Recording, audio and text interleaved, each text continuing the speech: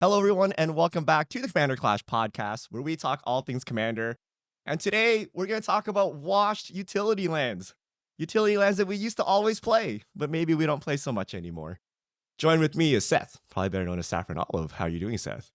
I'm doing good. I do love me some utility lands, so it should be a good one. We have budget Commander Tomer. What's up, Tomer? I'm excited about this one because I think most utility lands are bad. That's my hot take. No. So like half the things Gotta that have- run, You have to make room for 35 basics. Yeah, so- gotta have 30 yeah. basics in there. Yeah, I'm a little bit Three more slots are discerning. pretty tough. Yeah. And we have Phil Brewer's Kitchen, filling in for Krim today. What's up, Phil? Hey all these lands are still playable, but we've gotten so many good ones that these are like falling off lately. All right, before we get into today's show is brought to you by Ultimate Guard, premium protection for your trading cards.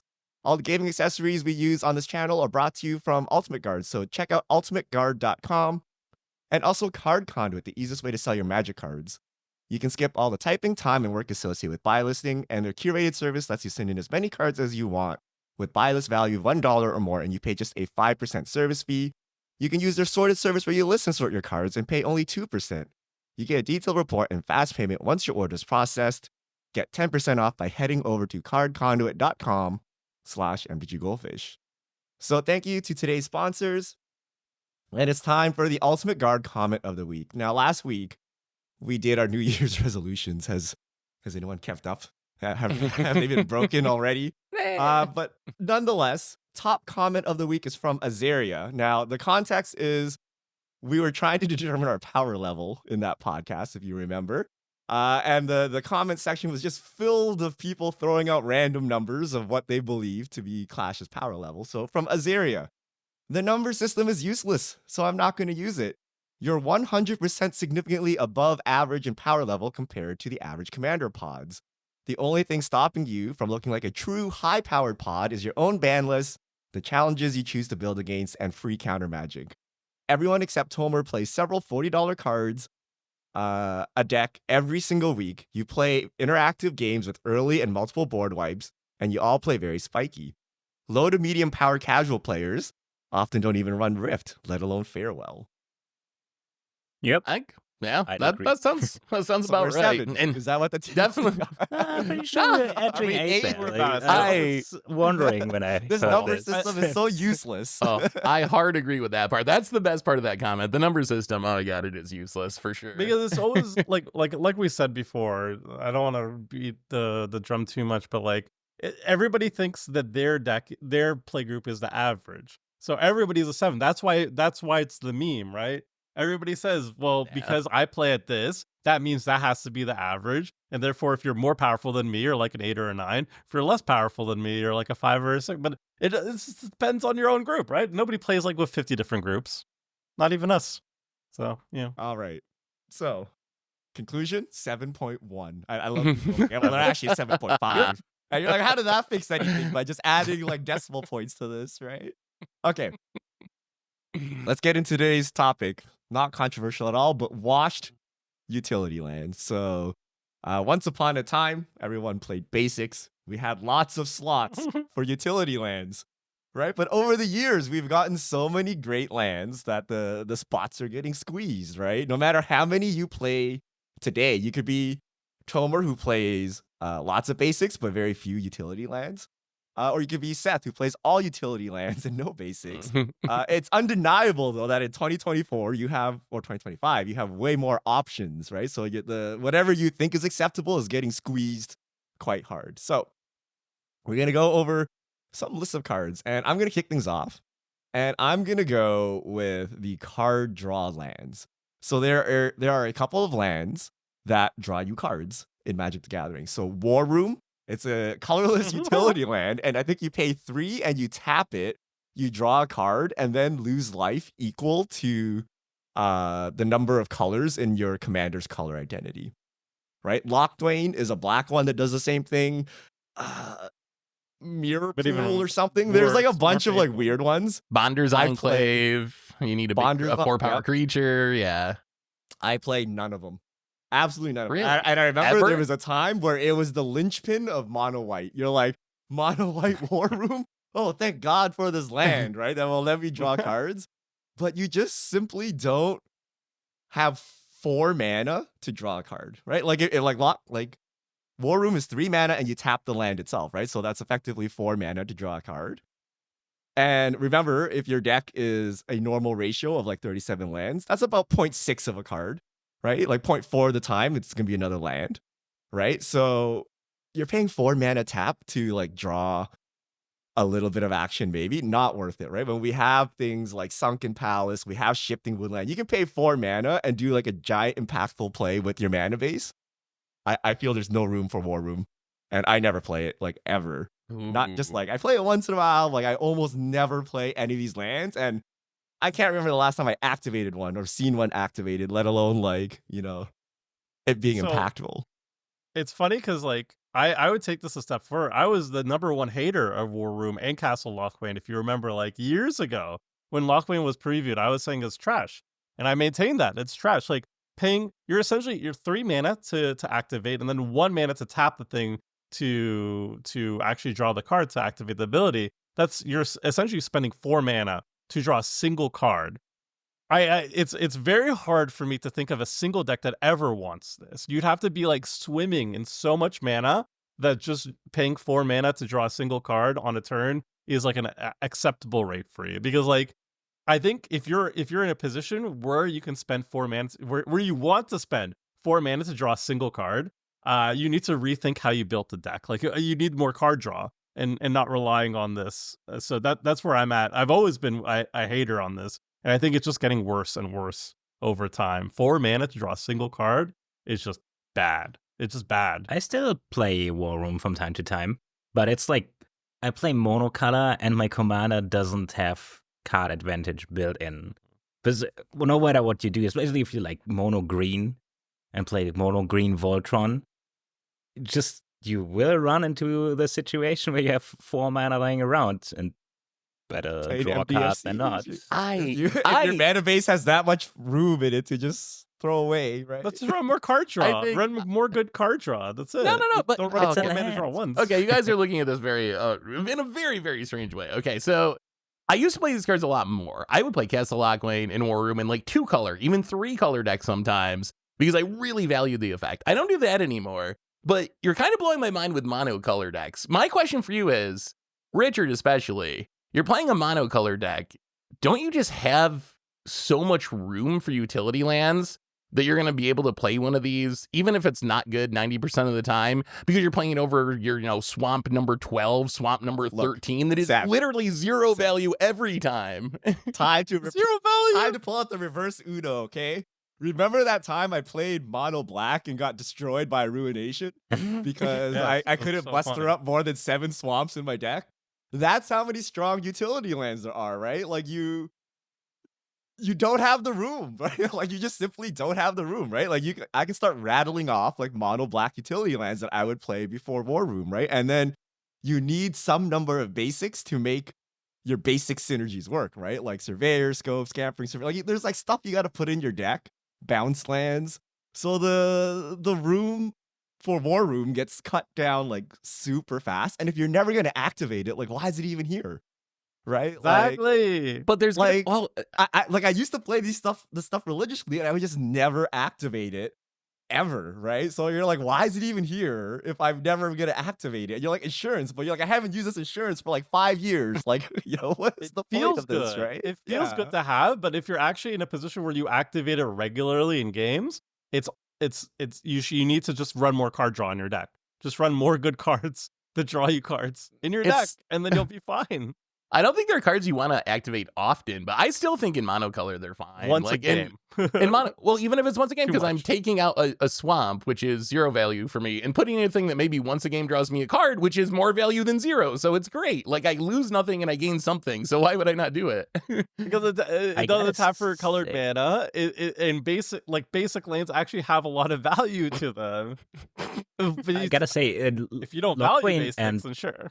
Lochwain and War Room are a little different though. Like I would say that exactly the same. Especially in you draw a card and then lose life equal to the number of cards in your hand. You lose more life. Kind of want to activate them if you have no cards in hand, just because when you're desperate enough, but I guess. Phil, if you have But- 7 cards in hand and you are activating a Locked-Wing, I am questioning like, what's Right? going I on, know, right? Like but the you're problem never is that gonna lose Mono that much. Black- You're only gonna activate it when you have Mono like, Black basically needs 0 swarms, cards. though.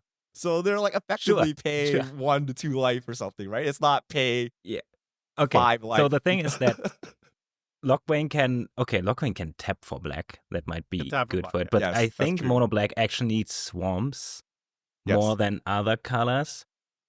So Mono Green and Mono White, maybe Mono Red are the ones who want to play this land, and that's like War Room. Ironically, That's because I never played Tomer has a Cast card here that Lockwing. requires planes on his list that you need to put some significant number of planes in your deck too. I- Oh yeah.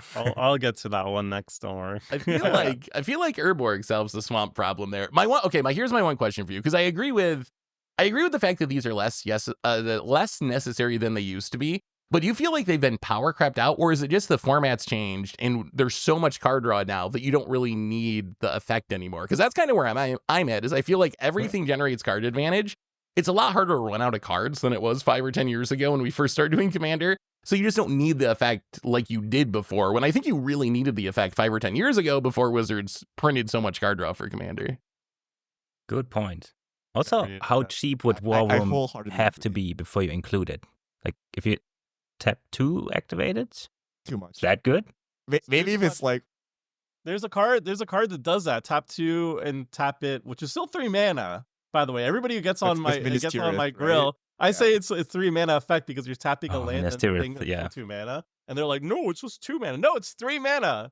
3 mana total. Nobody for the says effect, that. and it's still too much. It's straw manning. It's still too much. No, I've heard it so many times. Even in the comment section, somebody will if you tell me look at this. Clash games, right? I remember in the early years of Clash, we would be in top deck mode quite often. Like that is like a normal game state where you're just doing kind of nothing, drawing lands and pass. War Room is great. I can't remember in the last like 5 years Yeah. where that's really a thing. Like once in a while, your deck does wildly outrageous things and like you get screwed, right? But in general, we're ending games with like 7 cards in hand without the ability to deploy them and to do things. We're not running out of gas, really. So in that world, I think these cards make like 0 sense, and literally anything is better. Like Tomer said, a swamp is a colored source of mana, right? That has some actual tangible upside. So until we get back to top deck wars, I don't think we need these cards. And I haven't found that I miss them. And I haven't seen Seth play, and I'm like, wow, that's insane. I need to go play this card, right? Like I No, haven't he really. put Castle Lockwing. He activated it recently. I'm Reese, pretty That was sure I for just a won a theme. game with Castle Lockwing, or like That was a theme. had Won a a pretty game. good Like, playthrough Jake of Castle Hall, when you Lockwing. need 60,000 cards Yeah. and no one is playing to the board. Okay, you can put these into your deck, right? Like there are Exactly one of situations those. where these become useful, right? But in general, in a normal game, Yeah. I think, yeah, I'd I agree think with that. also I think it's very important to realize that if you're filling your deck, especially with like colorless land sources, even if we're talking about like a monocolor deck, if you have like, let's say you have like 36 or 38 land slots, lands in your deck, and you're running like, I don't know, like you go up there, you go to like 12 colorless sources or something, that could actually affect your mulligans. You could be mulliganing down to 6 more often than you would like. It's literally costing you a card at that point. So it's not like even if it's a colorless land that enters the battlefield untapped, there's still a cost to just running that in your deck if you have a critical mass of them. Like running a couple of them is fine, but if we were just saying like there's no downside. Why not just remove XYZ swamps, because I already have like 10 or so in the deck in my mono black deck. The cost is that you're going to stumble upon your mana sources if you have a critical mass of colorless lands, if you have a critical mass of tap lands too. I think that's glossed over a lot. And I do see a lot in a lot of games, people are just like not able to deploy their game plan in turns 1, 2, or 3, or they're mulliganing down to 6 very frequently because they have just too many utility lands. So I think that's something to keep in mind too. You want to make sure that you're able to cast your spells on the turns you want to cast them. All right, Seth, All right. give us I a got card. I got a super easy one. Basically, non-arena of glory lands that make haste, that give you haste. Yeah. So essentially, these cards just got power crept relatively recently with Modern Horizons 3. But I'm thinking mostly Flamekin Village. It comes into play tapped unless you reveal an elemental in your hand. It makes red, and you pay 1 to give a creature haste until end of turn.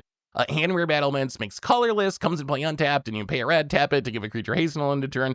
These cards used to see quite a bit of play in decks that really wanted haste, right? If you were in red and there was a reason that you wanted to give your commander haste or had a synergy for that, you'd play these quite a bit. But Arena of Glory has just proven to be the best version of this effect. It comes into play untapped as long as you have a mountain, which is pretty easy to achieve. It makes red mana, and then the way it's worded, you can theoretically like haste up 2 creatures because it makes 2 mana, but you got to spend a mana to do it. So it's just the best version of the effect. I think there are still uses for Flamekin Village and Hand-Wear Battlements if you're a deck that is really, if you're like Kalia, let's say, like something where your deck is really, really, really about giving haste. Maybe you want to play more than one of these effects, but if you're just playing one haste land, I never play Flamekin Village or Hand-Wear Battlements anymore. The only exception, Hall of the Bandit Lord's kind of unique just because it's colorless. So if you're not in red and you want to give haste, it's kind of like your only option. It's still not very good.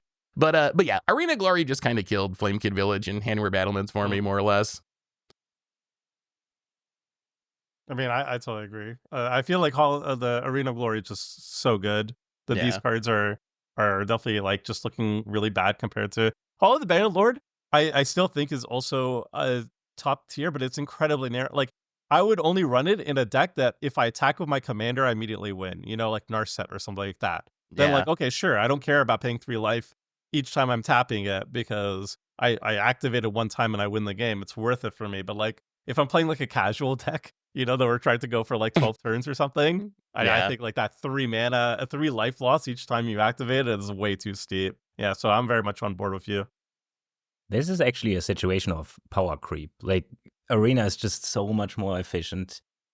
Like, why would you play? Like, I think I still play Slayer Strongholds in one deck, but I should. Someone has Vigilance. Now that I see it. Yeah, Slayer Stronghold, you got to be Boros, but it's at least it pumps the creature a little bit. That's something. Pumps the creature too. I like the effect, but again, I wouldn't really run it most often. Arena of Glory is so power crept that it doesn't count anymore. So like Arena of Glory is a card that's like a true S tier staple. You just slap it in any deck, right? Because it's like an untapped land, and then you can haste 2 creatures, and there's a lot of utility. Whereas Hand-Wear Battlement and Flamekin Village, I would have never ever just slapped in a random deck, right? Like it's an enter the battlefield tap land, and like maybe it's colorless or whatever. Like it doesn't really do things. There's a real cost to it.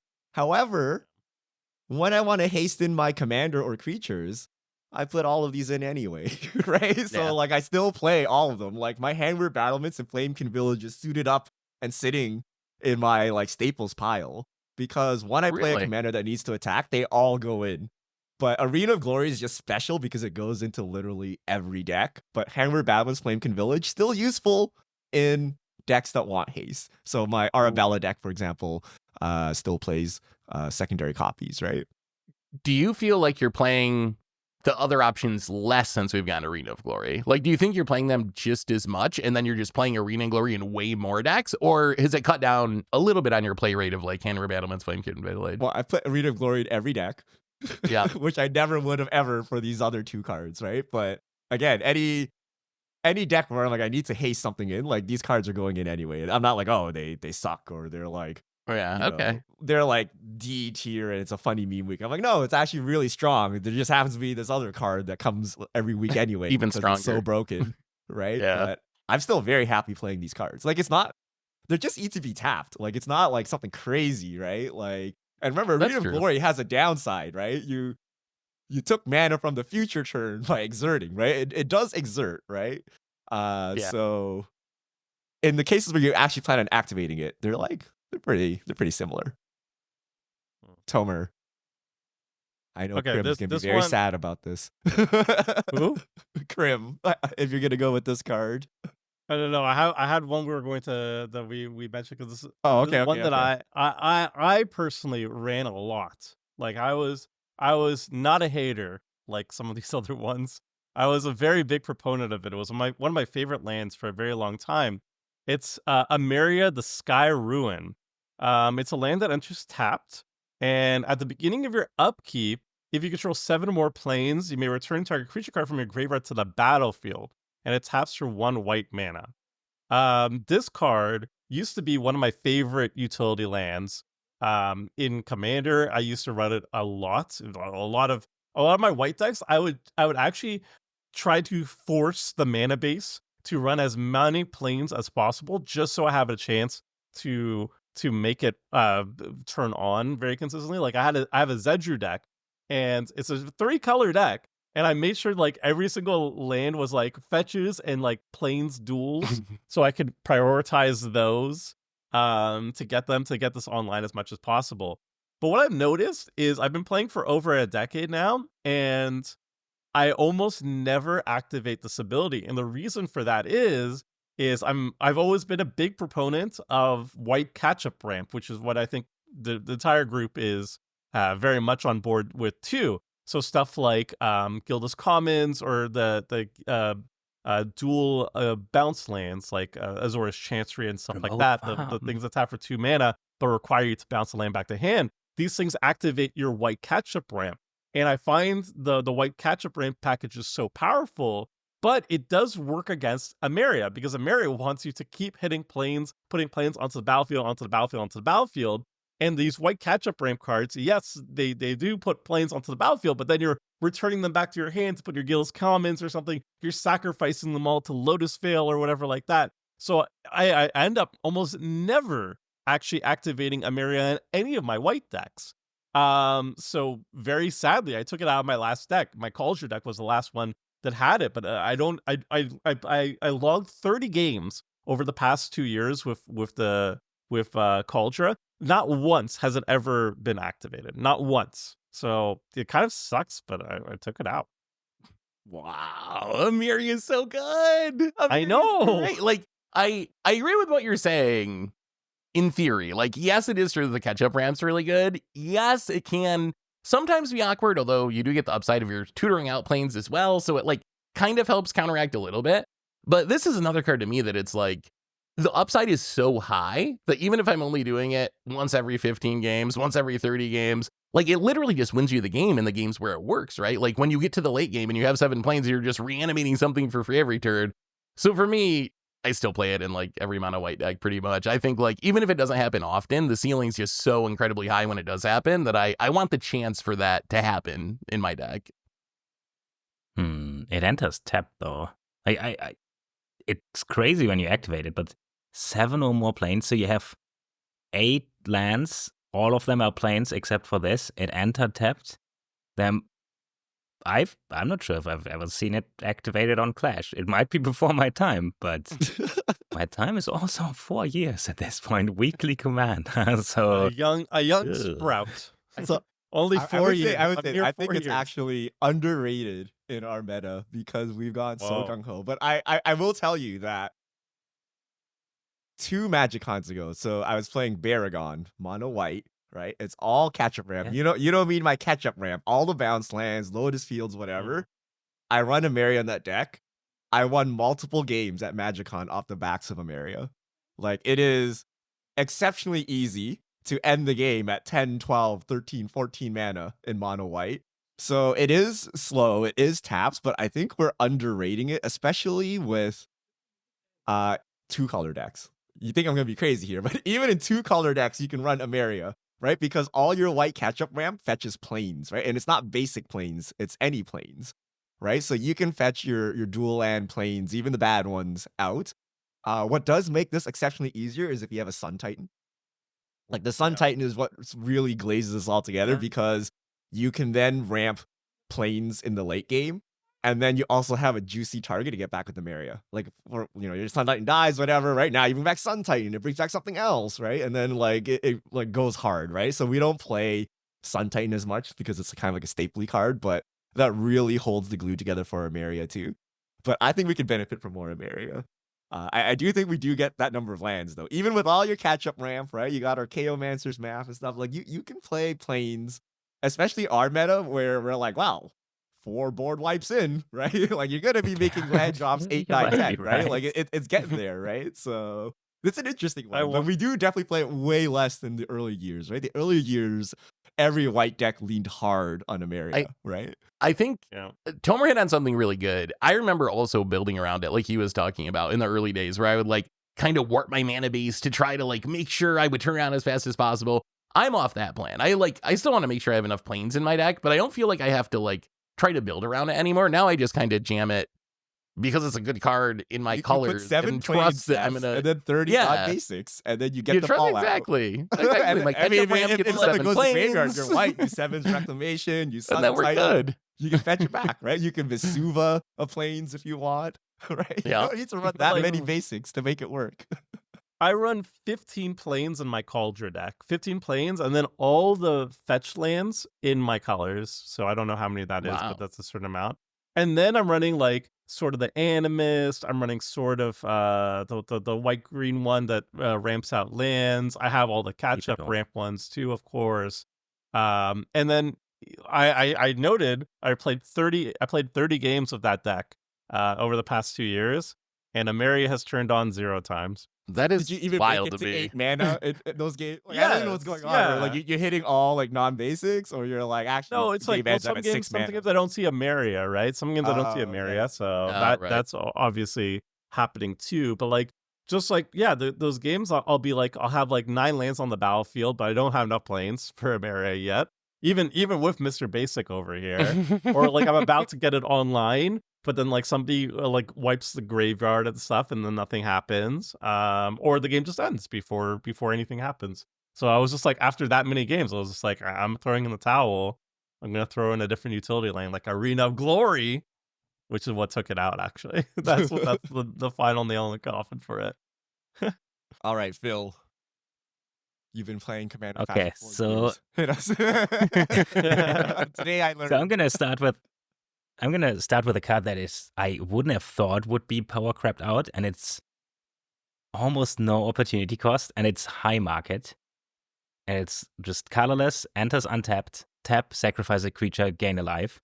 Super easy opportunity cost because it's colorless. So if you're 3 color or something, it sucks. Any deck that wants to sacrifice creatures, reanimate creatures, get them in the graveyard.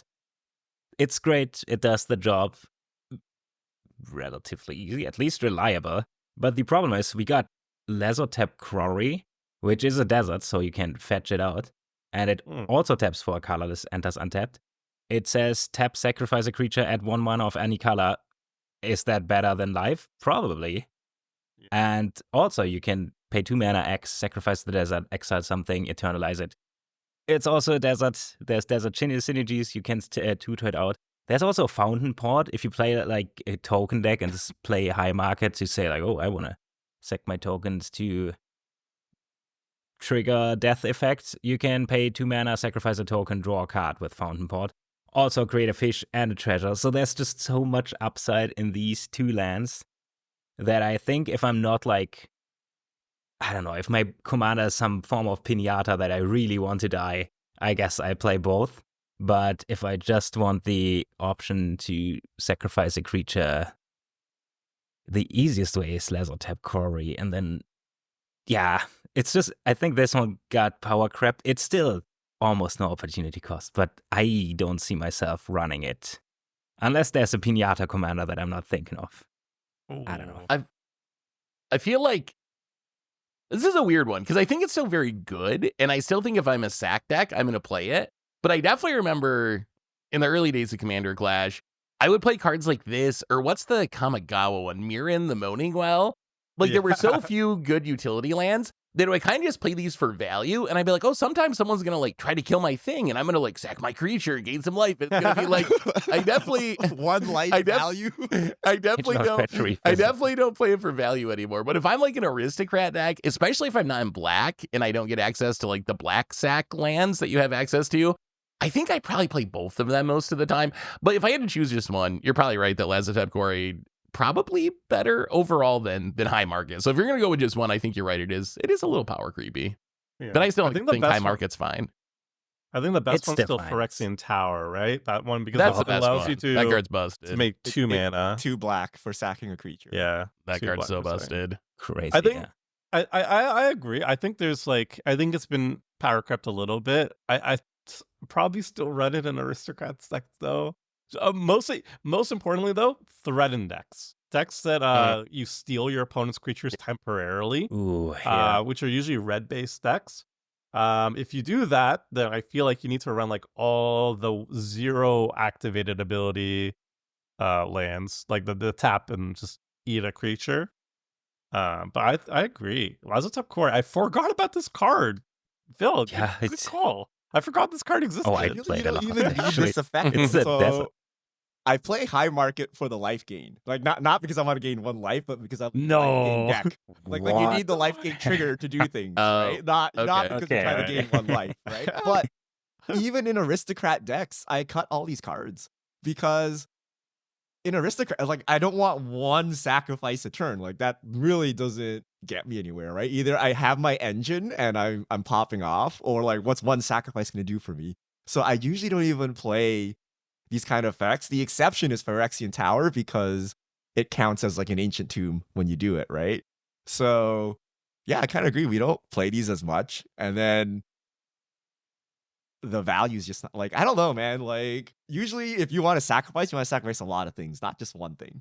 Right. And so usually Yeah. I don't know, what are you sacking, like a solemn or something? Like what is the value, like 1 sack a turn, right? Like I can't think of it normally. I need to combo The off. was difference just between free, combo and just incremental value, Like if I need an infinite sack engine if I'm going to combo off and win the game, like an Yeah. astronaut's alter effect. But like, I don't know, incremental sack is fine.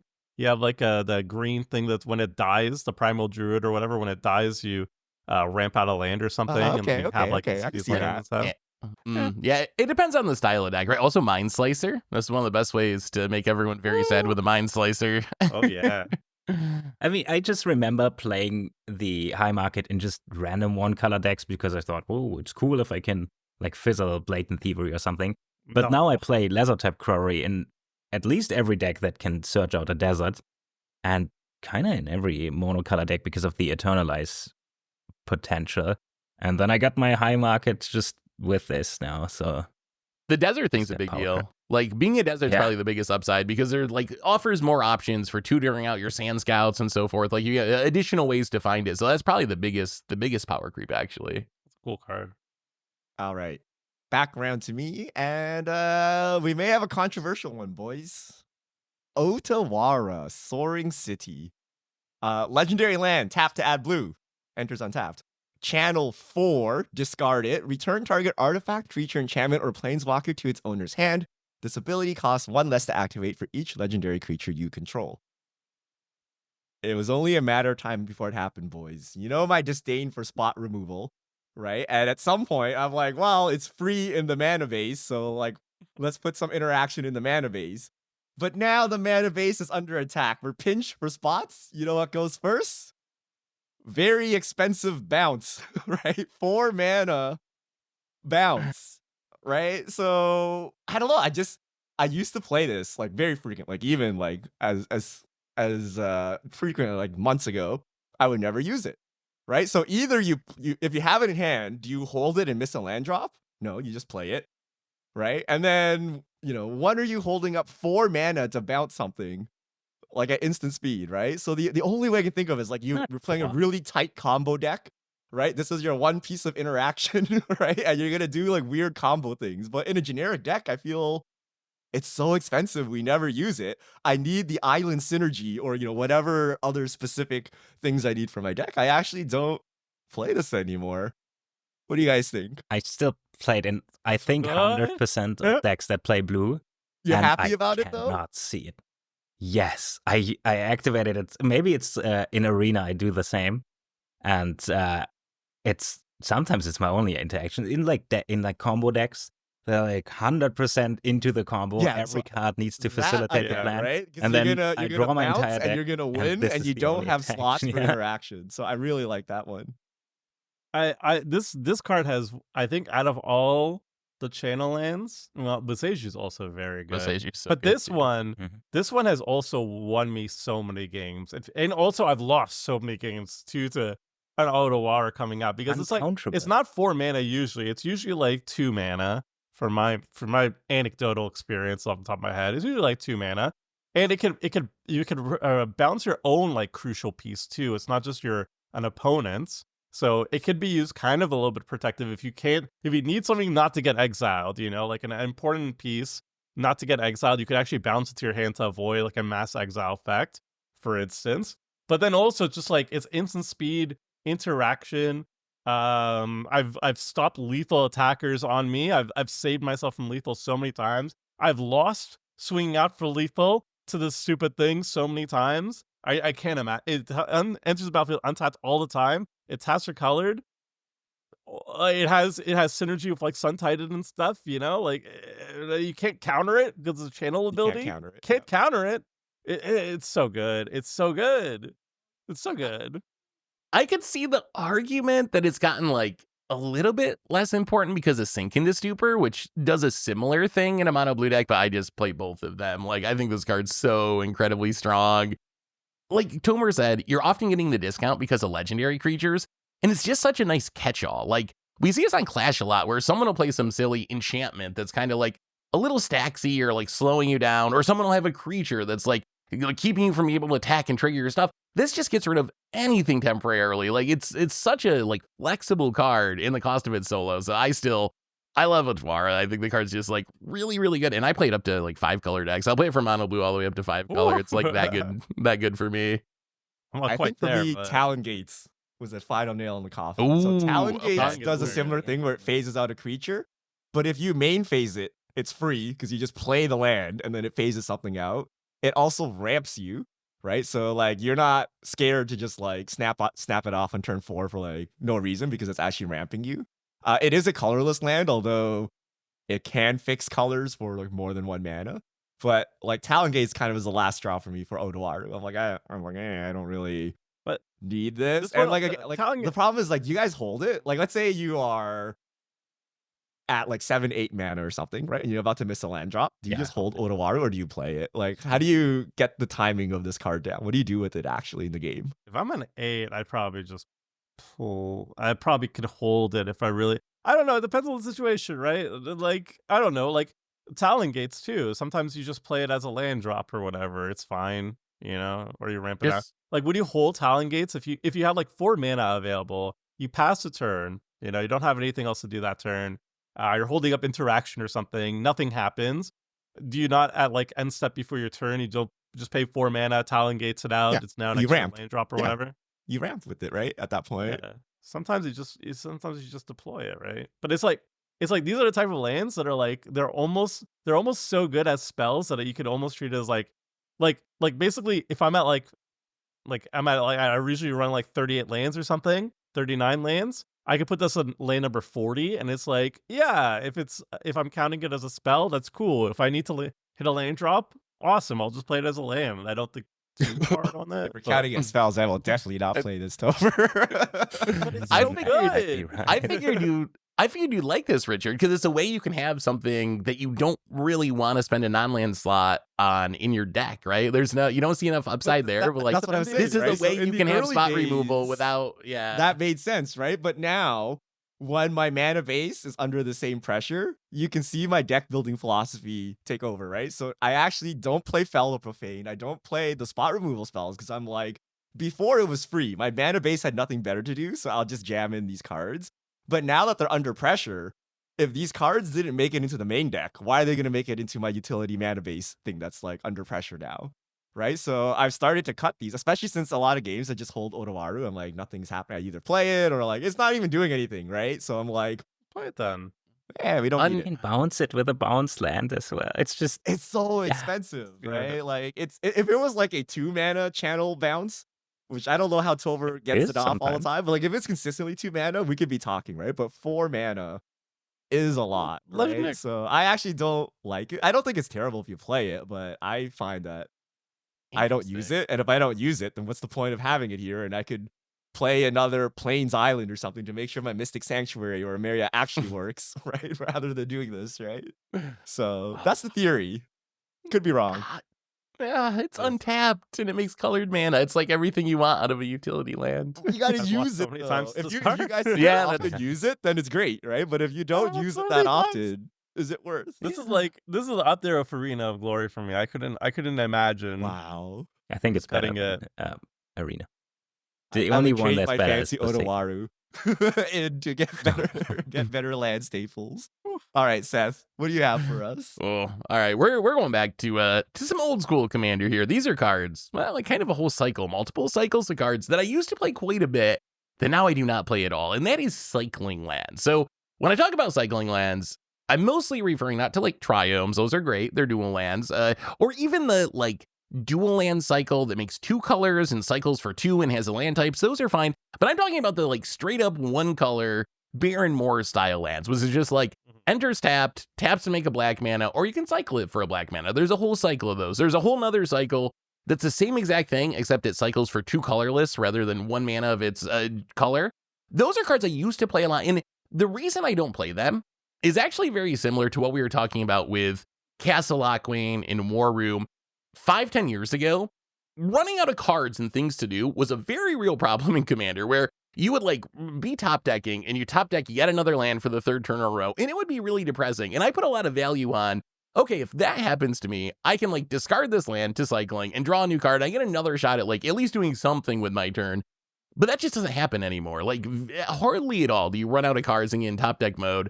So I can still see there's purposes for these cards. If you're playing Lord Windgrace, if you're playing some sort of like deck that's specifically built around getting lands in and out of your graveyard, then these are fine. But just playing these for value to like mitigate flooding out or smooth out your draws, that's very like 2016 for me. Like not something I'm interested in doing anymore. I think this is underrated. Really? Like I think it's underrated. I think Interesting. these cards are underrated, actually. What? The 1 mana ones. Okay, so the difference between this and like War Room is War Room, you're paying 4 mana to draw that card, and I think that is unacceptable. I think it was unacceptable 5 years ago, and it's definitely unacceptable now. This one, you're paying 1 mana to draw a card, which I find much more acceptable. You do have to go. You'd have to discard a card, so it's not. You're not going up a card. You're just cycling it. But this used to be like the very first cards I would do to justify to my brain to run the right amount of lands. Because when I was a wee lad starting Commander, I like everyone else did not want to run 40 lands. I knew that was probably correct because you just like take 24 lands from 60 card decks and you multiply it, and you're like, oh, it seems like I should be running more lands. And then I was like, well, I don't want to do that. But if I run that number and then I run cycling lands, then you mitigate flood by you just cycle it later on. So I was a believer, and then I stopped running them just because, I don't know, I think I forgot about them or something. But now you just reminded me about them. And I actually think like, yeah, this is actually legit. This is actually legit. And it's way better with like any sort of recursion, like you said, Lord Windgrace. Anything that's like triggering delirium or any of that stuff like delve or anything that's graveyard related. But yeah, it's just solid. It just allows you to run extra lands without that fear of like, oh, what happens if I get mana flooded? Because it's just 1 mana. It's 1 mana to cycle them. I actually would, if it was more than 1 mana, I would never, none in my life. But 1 mana. So here's the problem I think with that logic, Tomer, is MDFCs and cards like that. Like that's what kills it for me. Like I have a lot of other options that I can play if I want to get up to like 45 lands in my deck and feel, like I have a ton of lands. I can do that by playing like 8 MDFCs if I want to. And I think those are just like more value typically than cycling to draw a single card. Like I get more value out of a Slink into Stupor or a Channel Land or, something like that. So I think that's what kind of killed it for me. They need to got make a them devil's tapped advocate. or untapped. If they're untapped, if they're untapped, they'd be great. I'm off them again, but Wizards of the Coast make it like a rare cycle of these, which is just the same thing, but they untapped if you shock yourself or something. I will buy those up. Buy good. those up, Wizards of the Coast, please. To the MDFC point, though, I find myself not running as many MDFCs as I probably should because they often don't really synergize with your deck. Like Sink into Stupor, yeah, but I would never actually play a bounce spell or like a single target removal. So with these cycle lands, unless you draw another land, which kind of sucks regardless, but you kind of just pay a extra price of 1 mana to whatever you're drawing. But then it's a spell that synergizes with your deck. So it's an MDFC that synergizes with your deck. It's a random card. It could be a land, which sucks to be you. But if it's any spell, Could be a one it's ring. basically an MDFC Right. that costs 1 more. I don't even know. I still don't run. Even in my Necrobloom deck, I cut all these lands because I'm they off enter that tapped. again. I hate it. You got me. They enter tapped. I If am they shocked. enter So this untapped, is what I'd I be expect on Reddit. Okay, so like the person that's like, I have 4 lands on the battlefield. I need no more lands. If you're that kind of person, then cycling lands make 1,000,000% to you, right? Because when you draw the 5th land, you cycle it, you get gas. I don't know how you're casting any spells on 4 mana, but here you are, right? But for us, where we play the resource game and we're like, the game ends when I'm at 15 mana, right? And any turn that I miss a land drop is like the most terrible thing that's happened on the face of the planet. You never have a chance to cycle your lands because you need them to make land drops, right? So why are you spending a mana to do anything, right? And like, even if you're quote unquote flooded, 2 turns from now, you're out of land drops anyway, right? So you need that land anyway. So I feel I would never actually cycle these lands for anything. And that I value land drops 7, 8, 9, 10, 11, 12. Like every turn the game goes on, I must make a land drop. And if I'm not, that's a problem with the deck, like Tomer said, right? I'm not drawing enough cards. It's not because I didn't cycle 1 land, right? So It's more like if you have like 4 lands in hand, like you'll be like, okay, I have 4 lands. One of them's a cycling land, but I'm off them again. I was on them briefly, but now I'm off them again. If they were give me untapped ones. Just give me untapped ones. Same thing. 1 mana. I'm sure they're gonna make those. They gotta make those. I wonder you would play those. I would if they were if they came in to play untapped, I think I'd play them at least. But 1 mana to cycle still? Why? I think I would. I wonder if it was free to cycle, like pay 2 life to cycle, tapped. Does that change it? Does that change anything? No. If it was pay life, those cards would be busted. They would on every deck, right? If it was pay they would be life, in every deck. Those would just be break modern or something. Lower the percentages. But it's a land though. It's something I want in my deck anyway. That's true.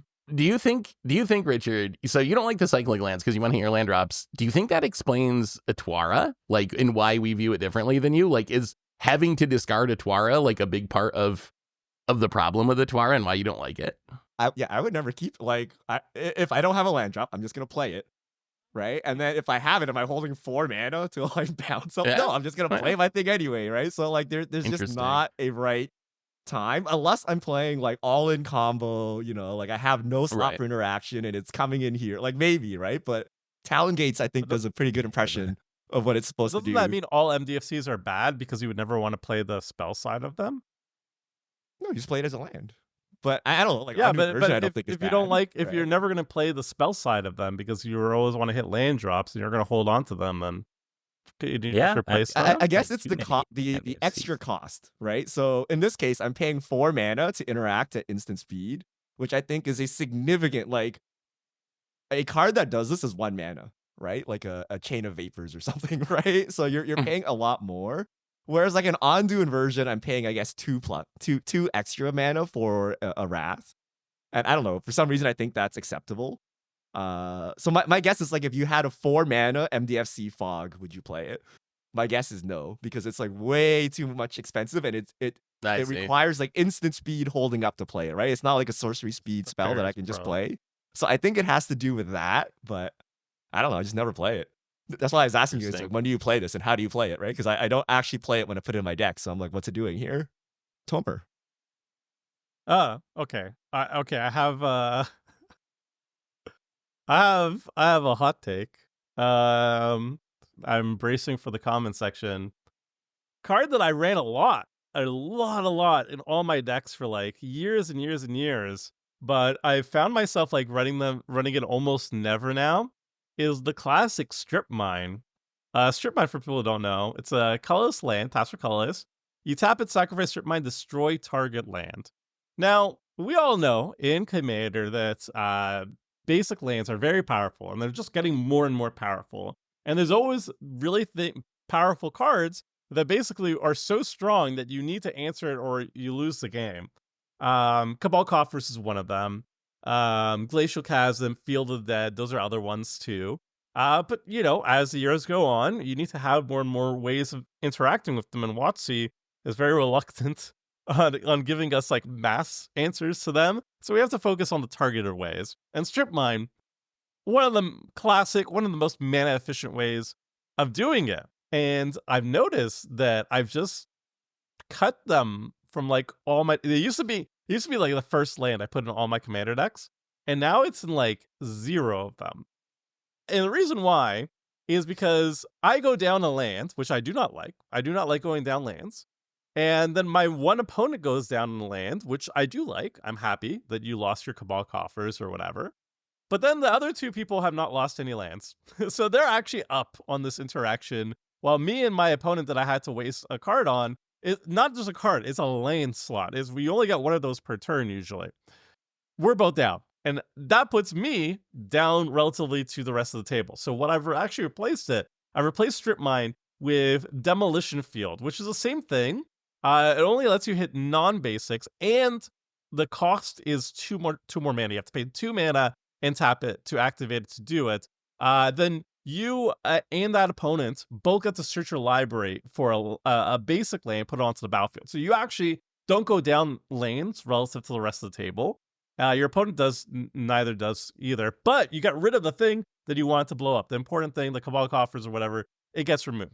2 mana is way more than Strip Mine, but I don't like going down lanes. I'll pay the 2 mana. And I think Strip Mine is still ready. Like, if I'm in a green deck that's like lands, whatever, like I'm playing Azusa and I have like a Crucible of Worlds or whatever, heck yeah, I'm going Strip Mine all day longer. If I have some like special reason of running Strip Mine, like I'm a Cosmic Intervention deck or whatever, heck yeah, I'll go Strip Mine.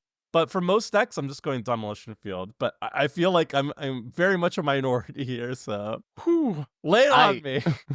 So in Tomer's defense, I did go through a stage a couple years ago where I tried to cut Strip Mine, and I did for like a season or two of Commander Clash. But with the power creep of lands, I feel like, if anything, Strip Mine keeps getting more and more important to me because we keep getting Shifting Woodlands, Arena of Glories, on top of the Cabal. Like, the power creep of utility lands has just made it so I want every single one of my commander decks to have an answer to, at least one answer to, my opponent's utility lands. And Strip Mine's the go-to for me. And I'm to the point where I'm thinking about running Wasteland in every deck too, is what I think is the second best option. For me, Demolition Field is just like, it's too slow. Like, I want to be able to snipe not only the utility lands, but there's also situations in the late game where you have someone that's Crim's leaving up their 2 mana for their counter spell and you want to go for the win. Strip Mine is a much more realistic way to be able to be like, all right, I'm going to put you off your mana. I'm going to go to my second main phase. I'm going to do my thing. Where Demolition Field is a little bit more lacking in those scenarios. And Strip Mine can even get a basic if you need to. If Tomer's leaving up his basics with the counter spell, you even get rid of the basics. So I think Strip Mine's still worth it for me. Very worth it. Also, I run Demolition Field refunds you a mana. I'm just saying too. So it actually, the land enters untapped, so you actually get back one of the mana that you spent on it. So it kind of costs 3 lands, right? You get one so back. You take so 3 and then you get one back. So it's like basically. 2. Yeah. So the thing is, I don't want to activate any of them. It's just I need any answer just to feel like I don't just straight up lose to like a Glacier Chasm. And I'm like, in my 4-color deck, I'm not running Strip Mine. I do run it in Necrobloom because I have a combo that nukes every land. But brutal. Otherwise, I run the Demolition Field as well in, I think, Jadar or something. But so far, I've never activated that. I don't want to activate it. I just want it in my mana base, sitting there menacingly and telling people, don't you play that Field of the Dead. I might blow it up. I really don't want to because you do go down a land. But you just gotta play some answer. I am 100% on board with Tomer, and Tomer is God. a hair's breadth away from understanding that this applies to all spot removal, right? No. there is no card. There is precisely one card that I'm willing to Strip Mine myself for, right? And that would be Glacial Chasm, because I cannot win through a Glacial Chasm otherwise. But you play a Field of the Dead, I'm not Strip Mining that crap. You make all the zombies you want. You play a Shifting Woodland, I'm not going down a land, accelerating 2 opponents in the process, using a precious land drop, which I pay at least 2 mana for in a Rampant Growth to make, right? There's no way I'm doing that. And we will sit here and fight through the Field of the Dead together if you wish, but I am not Strip Mining anything like that, right? So because Glacial Chasm is banned in our meta, I don't need to run Strip Mine, right? Because that's the only thing I'm afraid of, and I don't need it. And like, unlike Tomer, I don't go to Demolition. I'm just like, well, just don't do it. Just don't run anything, right? Like, find other ways to work around it. But I'm not going to sack 3 mana of my turn to deal with this like slight advantage you have. So Yeah, man. Like you don't need strip I mine. mean, Like, I don't everyone want to activate it. wants That's to strip mine, but I'm not going down to land and accelerating 2 people for no reason. Like, what's the I'm point, not either. right? Like, I just I'm want to not look doing like it. I Infringement, might. but not with And the features. reason and the problem is if you play strip mine, you can't have any plausible deniability. You're like, Phil plays a strip mine. You're like, Phil, why aren't you strip mining the field of dead? Like, I don't want to. I'm like, oh wow, you're so Maybe I self. can I'm extort gonna them. start attacking you, Phil, until you use the strip mine. Right? Like, that's why you just can't play the card at all if you're not willing to use it. You Right? can Because just people will tap start it if asking you you- to use it. But if you do use it, then they'll attack the person who had the glacial chasm, and then you're like, hey, that's good. It's also good deterrence, right? You can use it politically. Like Yeah. people don't like getting their lands blown up. I feel like it's underrated as a political tool.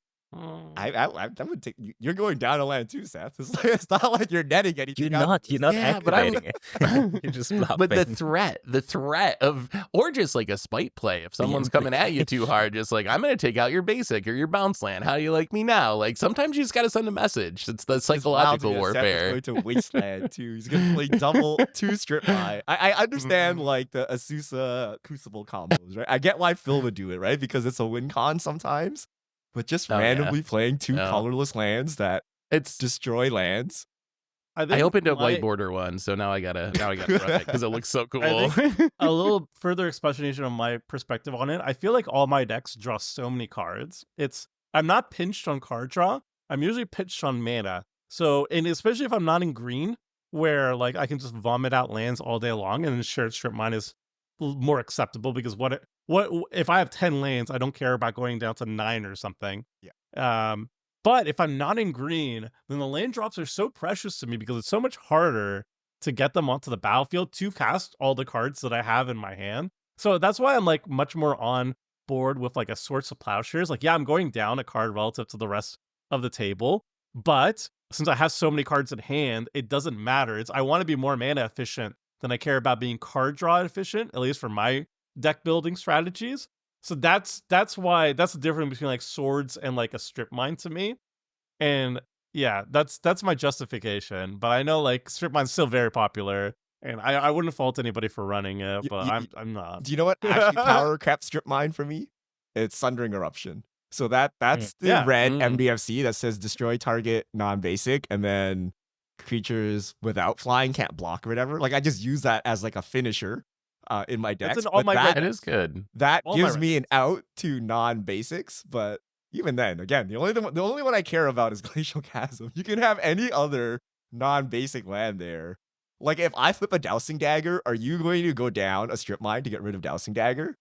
Like if What about you're not even gonna do Coffers? that, Like- why is it in the deck? Right? Like you have So- to snap that off every time, right? If you're not gonna do that, why are you playing this card?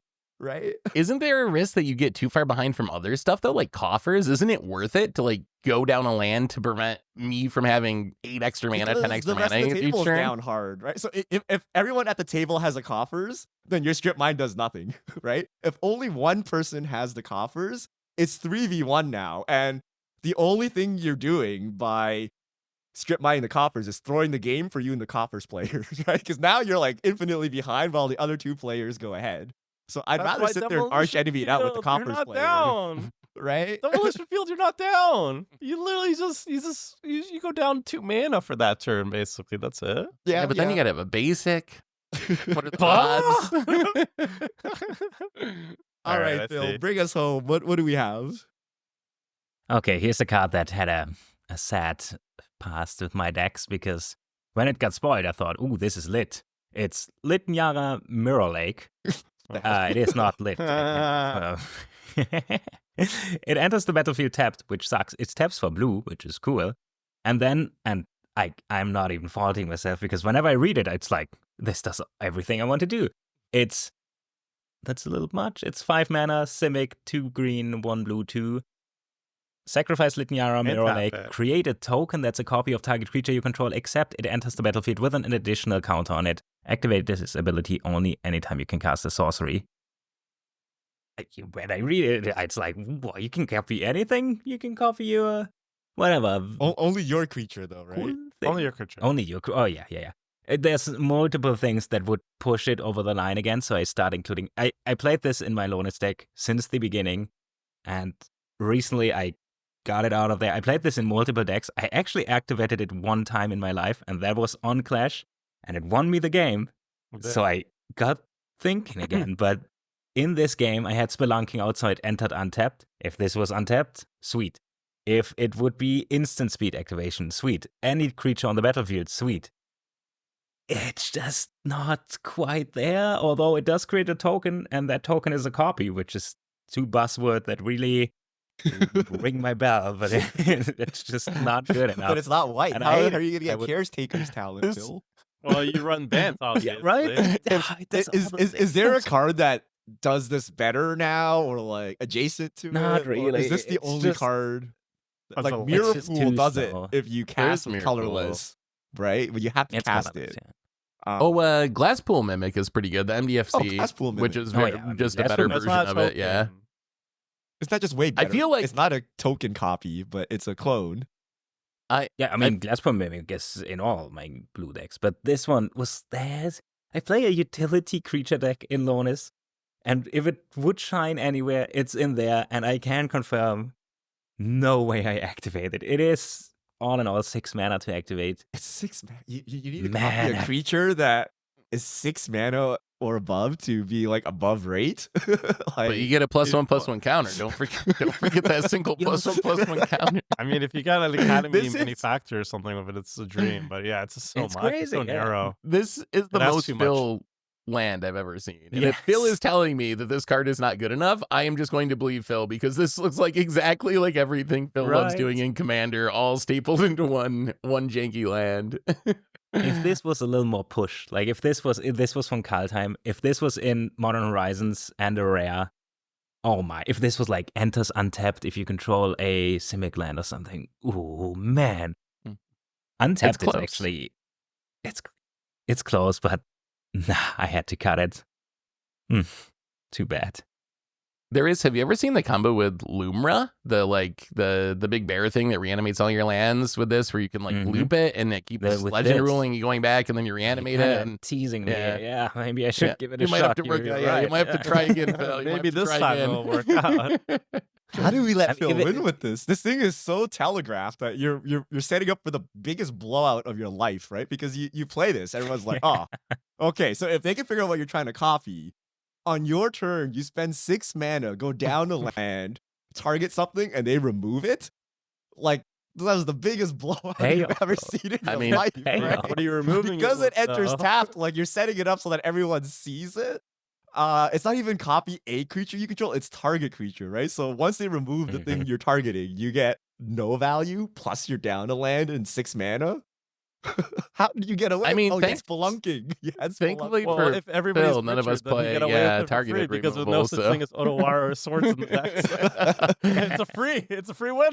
is Splunking not enough to save it, Phil? Have you tried it in Splunking decks? Because that would make it untapped. I mean, I played it with Spelunking. and in it's still not really good enough. Even I mean, it with- worked. you gotta won the draw game? both of them. one Yeah, episode. Yeah, he won. If we get another Spelunking, there's an alchemy card, which we don't talk too much about alchemy, understandably. But I don't know about there's adding a another second card that to makes... make your card fall. If you No, if no, you if have there's like a then we Zendikar got Resurgent, two it cards. adds 2 mana, guys. So it's like such a strong. we need land. more cards that make lands enter untapped that also work with the ramp plan. I think Tiller Engine is the third one, but that's Amulet is cheap enough to include. Spelunking is great.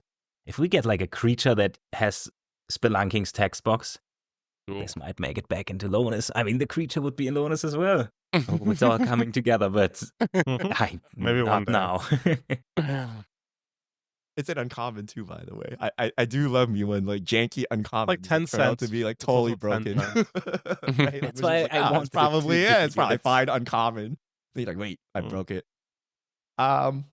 Okay.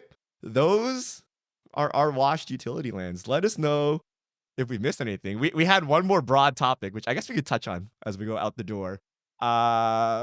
Basically like every MDFC, right? There was a time where some of us, maybe not all of us, highly valued like literally every MDFC, tapped or untapped, whatever it did, because it was like a free spell, right? But now, not so free anymore, right? Now where our mana base is pretty pinched, we don't have time to slap in everyone, give me a cutoff land of an MDFC that you used to play that you would no longer with a straight face play. And like that is a cutoff power level for you.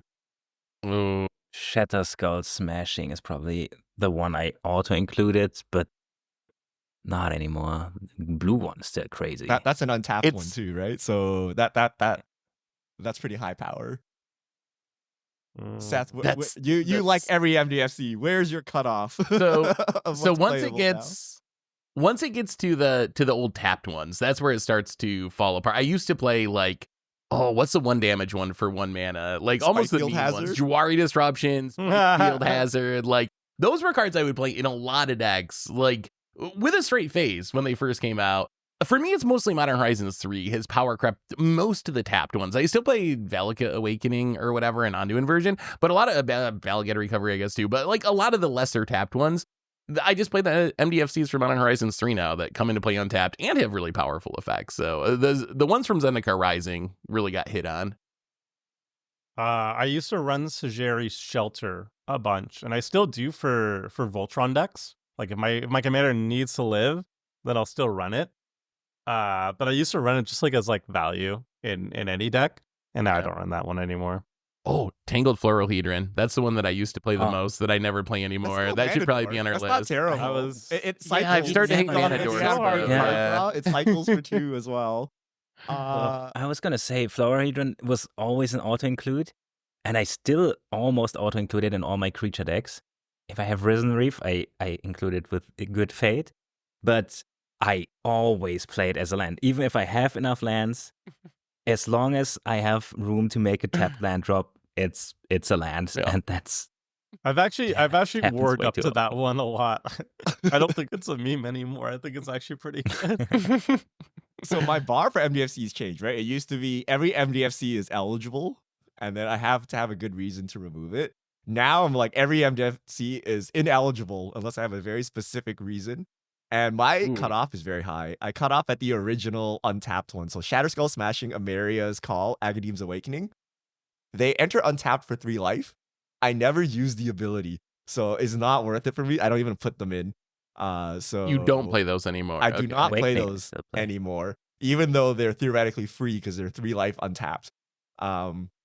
We just don't use them. I'm like, I'm never happy casting Emeria's Call. I mean, I guess if I'm a Caretaker's Talent deck or something, I might consider it. But in general, I used to play them all the time, and now I'm like, nah. Yeah. Like there has to be a very good reason to play it. So yeah, it's just I- MDFCs are no longer the thing. I can't wait for them to Modern Horizons 4 release 50 more MDFCs for us to try to pick and choose. I mean, we did just find out they're releasing in Edge of Eternities this summer a whole cycle of mythics thanks to some stuff that came out. So who knows? That's one thing is like, we know these lands are going to keep getting better. If we've seen anything in the Commander era of Magic and design, Wizards knows they want to monetize lands, they want to print lands. So I expect we're going to keep getting really good utility lands. So we'll probably most- be able to do a whole nother list of these in a year of other lands that we don't play anymore because they got power crept by something. I think the most broken thing they could do, which I kind of hope they will, but it will be the most broken thing ever. Fetchable bounce lands would just be another level Oh, of they would be S tier. obscene. That is Oh, just fetchable bounce insane. lands would I- break the ban. Just- And, the thing just- is, I don't think we can There'll be at grasp least how good it 85% of is. the internet that'll be like, "Oh, this sucks my day. My day. Yeah, why, I why, don't- I think why that's are we playing insane. budget shops?" I hope, just for the sake so we don't have to talk about bounce lanes anymore. So we've been talking about it for like 2 years now. No more Everyone still bounce thinks they suck. They're like, well, if you have synergies. Well, So Wizards might actually do it because the general community consensus is they suck. So they might Next actually Ravnica. I could see it. oh, but they want do to it and think it's fine. Okay, let us know what wash utility lands you have. Let us know what you think about cycling lands or maybe a War Room, Emeria. Do you Ooh. still play these cards? I didn't mention Castle Ardenvale because I don't think it's washed. I think it was always bad and remains always bad. Just for the record. It got We're better like, because oh, of why did I Caretaker's mention Talent. Castle Ardenvale? So bad. True. That is It got true. better. It So becomes bad. War Room now. 5 mana make a 1/1. Get out of here. All right, let us know in the comments, and we'll see y'all back here next week.